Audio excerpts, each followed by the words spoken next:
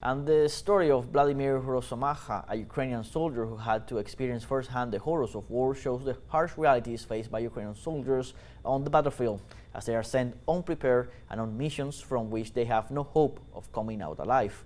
Our colleague Oleg Jasinski has the report. Last week, the story of Ukrainian soldier Vladimir and his rescuer, Russian paratrooper Vitaly Popov, went viral.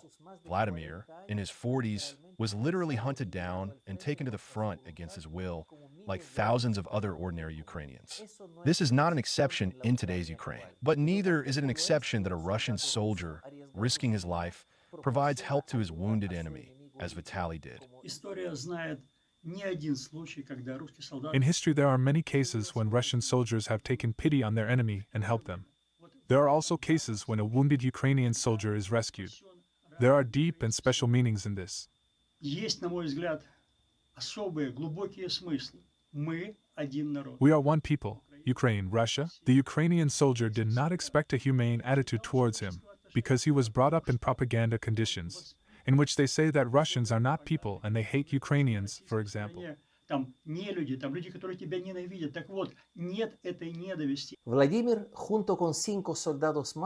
Vladimir, together with 5 other soldiers, were sent to recover a ruined building in a small village, and being wounded in an explosion, decided to surrender. Vitaly received orders to transport Vladimir to the rear. Under constant Ukrainian drone attacks against the two of them, Vitaly carried him for several kilometers. He carried me in his arms. Of course, we are brothers. I don't know where people like that come from. They tell us they are bad, but in the end you understand that it's the other way around. One of his people was wounded too, Russian. And yet, he carried me in his arms.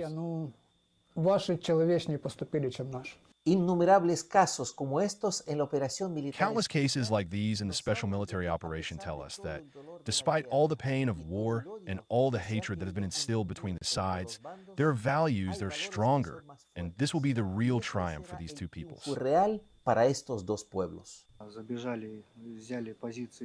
We ran and took positions. There are 2 positions there. The Ukrainians fought until they ran out of bullets. As soon as they run out of ammunition, they surrender immediately. Yes, we caught 3 of them and took them out. One of them broke his leg on the way and we had to drag him out.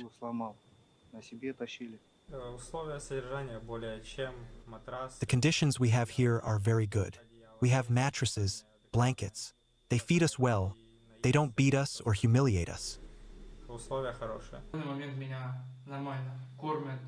They feed us well, they don't beat us, they give us clothes.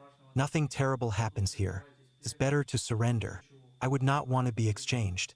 I am currently in captivity. I want to come back after the war, when there is peace.